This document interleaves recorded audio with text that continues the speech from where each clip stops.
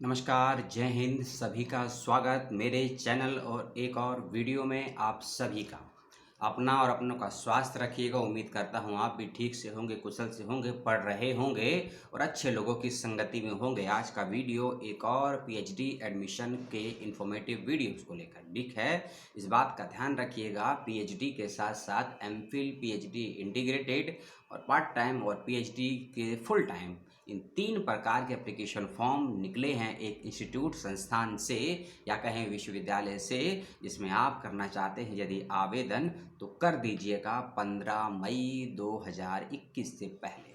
ठीक है, किस किस विषय में निकला है फॉर्म, कहाँ से निकला है फॉर्म, कैसे बनाना है आपको सनॉप्सिस, क्या पॉइंट है सनॉप्सिस के, क्या है एरिया ऑफ रिसर्च, कब तक भेजना है सनॉप्सिस, कितनी कॉपीज़ भेजनी है सनॉप्सिस की, और फॉर्म फिल करने के बाद बाय पोस्ट के माध्यम से भी कब तक भेजना है, कितनी है फीस और क्या क्या है सब्जेक्ट, में सभी बातें करूँगा। और ये वीडियो 2 पार्ट में बनेगा क्योंकि एक पार्ट में सारी इन्फॉर्मेशन मैं तो नहीं दे पाऊँगा, क्योंकि कह सकते हैं कि इंडिया के यदि टॉप 10 इंस्टीट्यूट्स की बात की जाए जो इस विषय पर रिसर्च करवाता है तो उसमें से एक नाम इसका भी आता है। इसीलिए संस्थान को बड़ा संस्थान नहीं बल्कि उसके विद्यार्थी तो शोधार्थी बनाते हैं। इसीलिए आप सभी शोधार्थी इस वीडियो के दोनों पार्ट्स को ज़रूर देखिएगा। आज के वीडियो में आपको मैं एडमिशन की सारी जानकारी दे दूंगा, एडमिशन की भी, एंट्रेंस की भी, और पार्ट 2 जो कि मेजर है, जिसकी वजह से आपका selection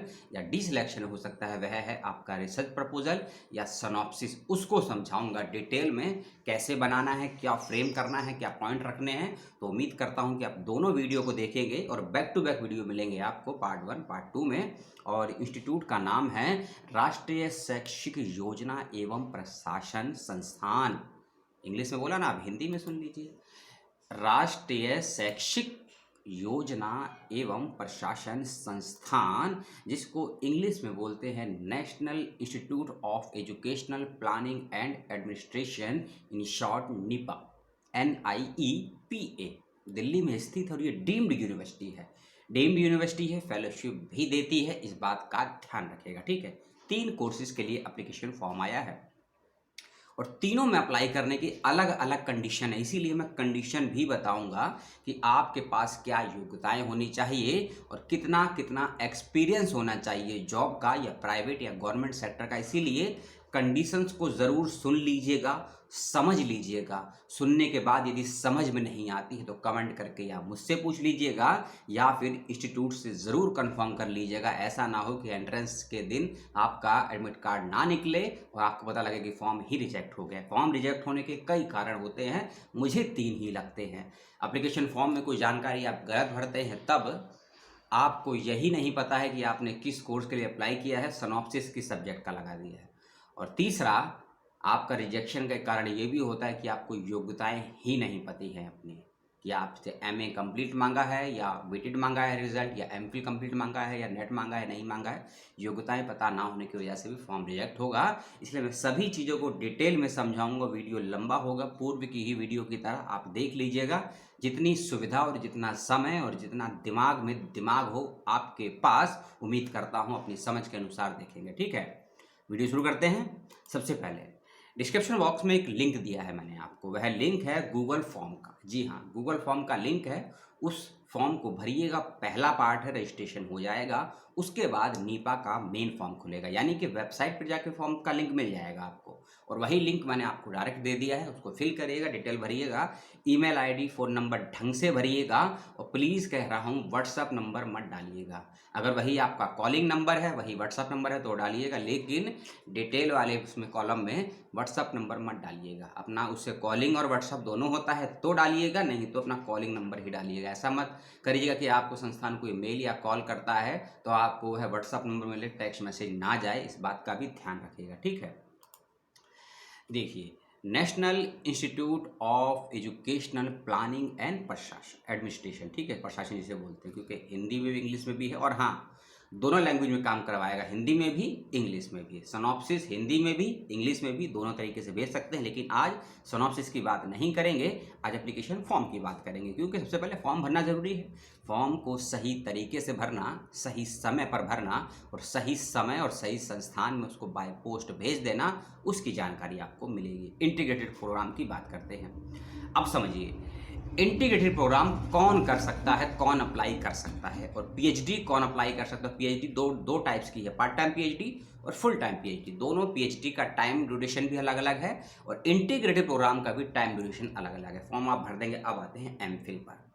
MPhil and PhD integrated पाठ्यक्रम में वे सभी बच्चे अप्लाई कर सकते हैं जो एमए इन एजुकेशन किए हैं, एमएड किए हुए हैं, या फिर सोशल साइंस सब्जेक्ट का किसी भी सब्जेक्ट से, सोशल साइंस फील्ड यानी कि सोशल साइंस फैकल्टी के किसी भी सब्जेक्ट से अपना मास्टर्स कंप्लीट किए हैं, या अपने मास्टर्स के अंतिम सेमेस्टर या अंतिम वर्ष में हैं, या फिर अंतिम सेमेस्टर या अंतिम वर्ष की परीक्षाएं हो चुकी हैं, रिजल्ट नहीं आया है, वे भी अप्लाई कर सकते हैं।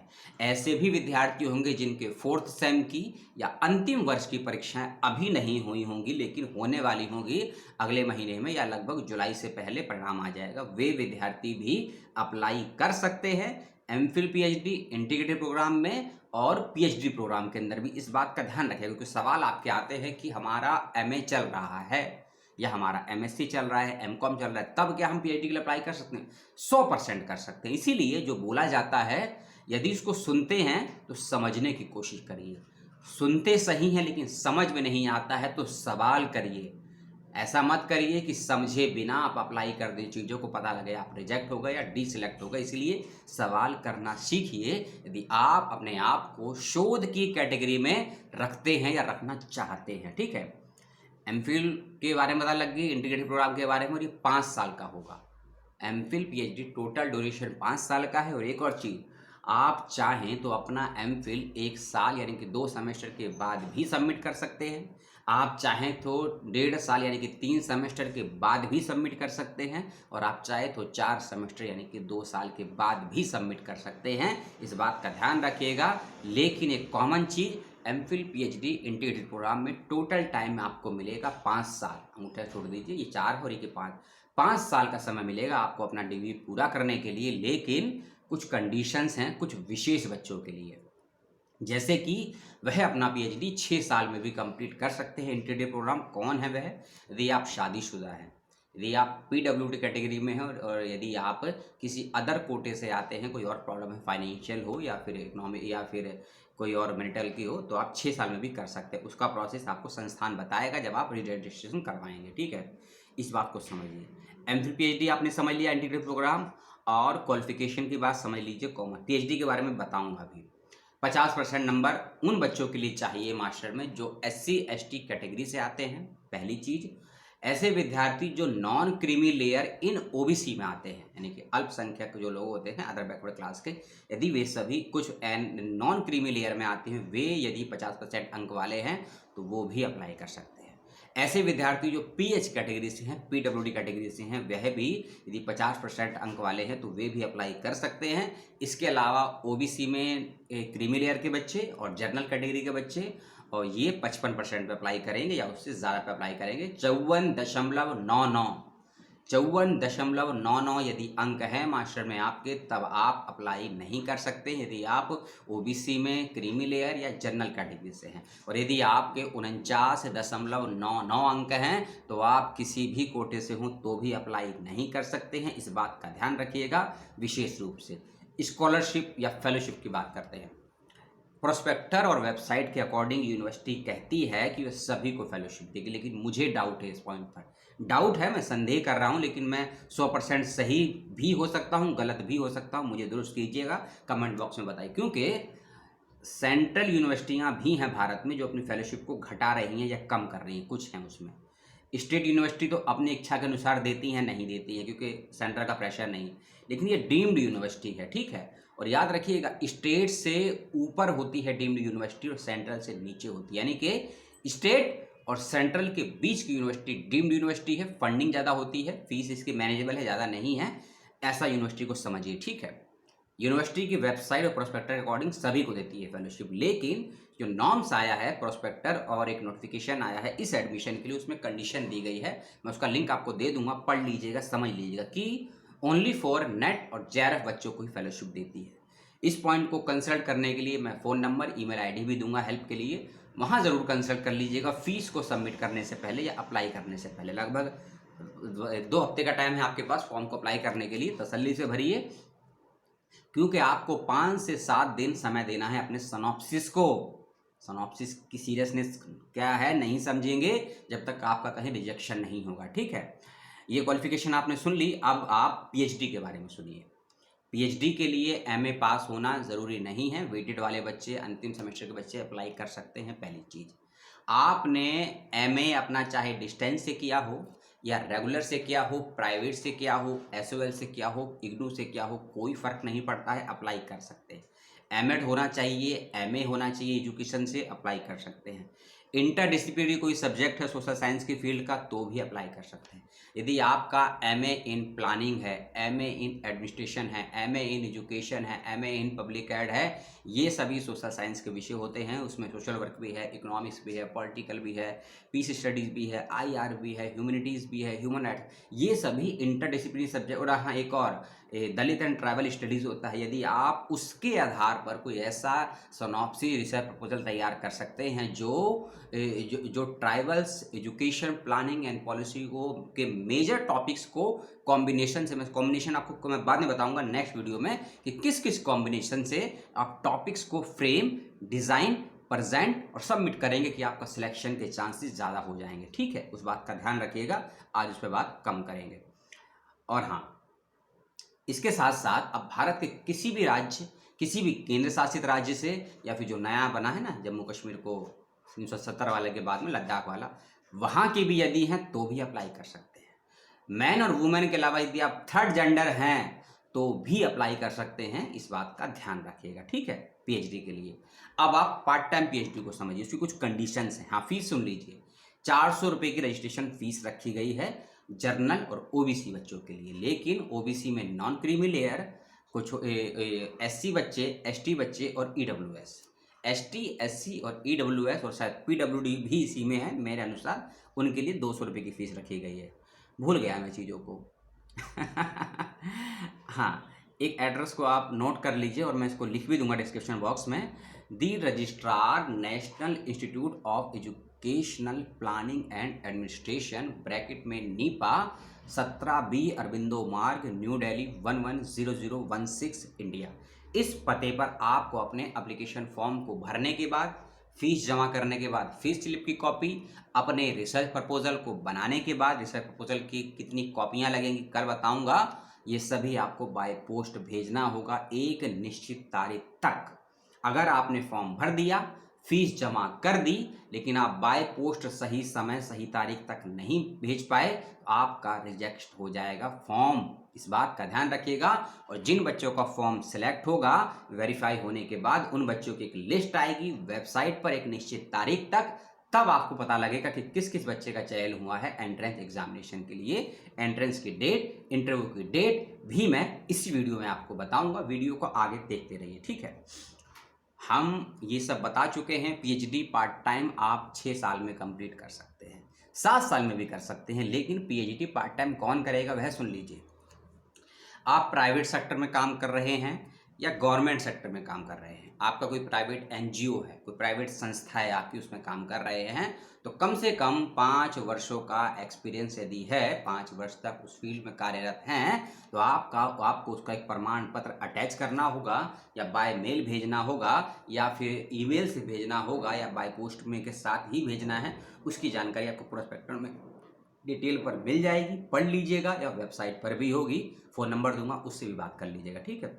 पार्ट टाइम पीएचडी के लिए, पार्ट टाइम पीएचडी के बच्चे जो भी अप्लाई करेंगे, मैन हो, वुमेन हो, थर्ड जेंडर हो, उनको विश्वविद्यालय, यूनिवर्सिटी की तरफ से किसी भी प्रकार की छात्रवृत्ति, यानी कि जिसे स्कॉलरशिप बोलते हैं, वह प्राप्त नहीं होगी, ये नियम बनाया गया है। लेकिन जो बच्चे फुल टाइम पीएचडी करेंगे और MPhil PhD, part time MPhil PhD integrate करेंगे, उनको फेलोशिप दी जाएगी, सभी को दी जाएगी या कुछ बच्चों को दी जाएगी, इसकी जानकारी थोड़ा मुझे क्लियर नहीं है, नोटिफिकेशन, प्रोस्पेक्टर और वेबसाइट के अकॉर्डिंग, इसीलिए आप भी फ़ोन नंबर और ईमेल आईडी का यूज़ कीजिएगा इस सवाल के जवाब के लिए, ठीक है।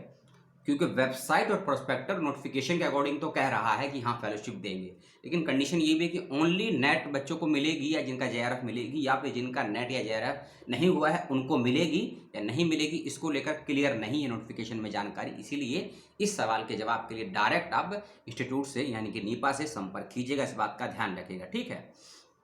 और एक चीज़, जो बच्चे फुल टाइम पीएचडी में अप्लाई एडमिशन लेना चाहते हैं, या जो बच्चे एमफिल पीएचडी इंटीग्रेटेड में एडमिशन लेंगे, या जो बच्चे पार्ट टाइम पीएचडी में एडमिशन लेंगे, उन तीनों के लिए एक चीज़ मैंडेटरी है। याद रखिएगा, मैंडेटरी चीज़ है ये, और यदि आप इसका पालन नहीं करेंगे तो आपका पीएचडी एडमिशन कैंसिल कर दिया जाएगा। अब मैं पीएचडी एडमिशन की बात करके, आपका एडमिशन हो चुका है, अब एक स्टेप थोड़ा आगे जाके ये समस्या आपको ना आए एडमिशन होने के बाद, में पहले बता देता हूँ, आपको बताना नहीं चाहिए लेकिन बता देता हूँ आपके भविष्य के लिए। 1 साल का, सॉरी 11 हो गई, 1 साल का कोर्स वर्क करना सभी के लिए मैंडेटरी है रेगुलर मोड पर। MPhil PhD integrated, full time PhD, part time PhD, तीनों पाठ्यक्रम में 1 साल का कोर्स वर्क करना सभी स्टूडेंट्स के लिए, सॉरी सभी रिसर्च स्कॉलर के लिए मैंडेटरी है। इस बात का ध्यान रखिएगा, चाहे आप प्राइवेट जॉब में हो, गवर्नमेंट जॉब में हो, या किसी भी जॉब में ना हो, इसको करना ज़रूरी है विथ अटेंडेंस के साथ। इस बात का भी ध्यान रखिएगा। अगर आप नहीं करेंगे, आप सोच रहे हैं कि पार्ट टाइम पीएचडी है, उन्हीं के बच्चे के साथ दिक्कत होगी कि हम तो जॉब में है, पार्ट टाइम पीएचडी है, रोजाना नहीं है, लेकिन कंडीशंस है इसके अंदर, और ये मैंडेटरी पार्ट। और मैंने बताया ना कि इंडिया के यदि टॉप 10 इंस्टीट्यूट्स की बात की जाए, खासकर education and planning and policy के क्षेत्र में, उन टॉप 10 में से एक स्थान रखता है ये नीपा। इसकी सीरियसनेस को समझिए, इसकी वैल्यू को समझिए, और अपने मूल्य को समझिए कि आपका चयन कितने के बीच में से हो रहा है, कि आप में वह मक्खन, वह क्रीम, वह योग्यता, वह गुणवत्ता और वह ब्रेन की क्षमताएं हैं जो एजुकेशन प्लानिंग या नीतियों के निर्माण में एक नई थिंकिंग को, एक नई वैचारिकी को पैदा करने का मादा रखती है। इसीलिए आपका चैलेंज हुआ, इसीलिए आपका चयन हुआ है। चैलेंज तो आप जीत ही चुके हैं, ठीक है, ये सब समझ लिया। फीस आप प्रोस्पेक्टर में देख लीजिएगा, मैं नहीं बताऊंगा, ज़्यादा नहीं है, कोर्स वर्क को सब देख लीजिएगा। और यदि कोई सवाल हो आप मुझसे आप पूछ लीजिएगा। आपके मन में सवाल आएगा कि मैंने सीटें नहीं बताई, किस फील्ड में, किस सब्जेक्ट में कितनी सीटें हैं, इसकी जानकारी तो मुझको भी नहीं है। मैं आपको संभावना दे दूँ कि 10 सीटें हैं तो भी गलत हो जाएगा, क्योंकि प्रोस्पेक्टर में तो कुछ क्लियरली मेंशन नहीं है, पॉइंट्स में लिखा है, क्योंकि पूरा प्रोस्पेक्टर इंग्लिश और मैथमेटिक्स में है। क्या करूँ, लिंक मैं आपको दूंगा, पढ़ लीजिएगा। वो चीज़ें कुछ है ना, अगर आपने क्वांटिटिव रिसर्च करी है, मात्रात्मक सोर्स का एक क्वांटिटिव रिसर्च करी है, मात्रात्मक सोर्स आप समझते हैं डेटा को, उस भाषा में ये प्रोस्पेक्टर है पूरा। और ये भी मत समझिए कि ओनली फॉर इंग्लिश में काम करवाना, कि बाइलिंगुअल काम करवाता है। आपका एंट्रेंस हिंदी इंग्लिश में होगा, इसकी जानकारी मुझे प्रॉपर तो नहीं है, लेकिन इंटरव्यू आपका दोनों भाषाओं में होगा, चाहे आप हिंदी में देना चाहते हैं या इंग्लिश में देना चाहते हैं। रिसर्च प्रपोजल दोनों ही भाषाओं में भेज सकते हैं, हिंदी में भी, इंग्लिश में भी। पढ़ाई लिखाई, कोर्स वर्क, एग्जाम जो भी होगा दोनों भाषाओं में होगा, कोई दिक्कत नहीं है। जो आप रिसर्च अपना डिजिटेशन लिखेंगे उसको भी किसी एक भाषा में या बाइलिंगुअल भाषा में लिखना चाहें तो वे भी लिख सकते हैं, इस पर मैं श्योर हूँ। लेकिन एंट्रेंस हिंदी में होगा या इंग्लिश में होगा, कुछ जानकार जिससे मेरी बात हुई है, कुछ बच्चे जो वहाँ पढ़ रहे हैं, वो तो उन्होंने बताया कि दोनों भाषाओं में भी एंट्रेंस आता है, ये ऐसा उन्होंने बताया, लेकिन इसकी मैं पुष्टि नहीं करता हूँ, इस बात का भी ध्यान रखिएगा।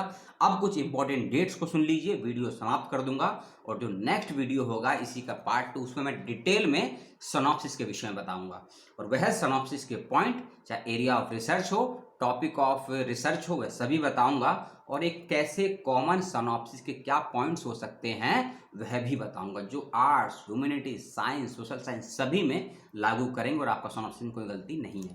तो याद रखिएगा, मैं सिनॉप्सिस के विषय में बताऊंगा, राइट अप को नहीं बताऊंगा। राइट अप अलग होता है, सिनॉप्सिस और रिसर्च प्रपोजल अलग होता है, ठीक है। कुछ डेट्स को सुन लीजिए, इंपॉर्टेंट डेट्स हैं।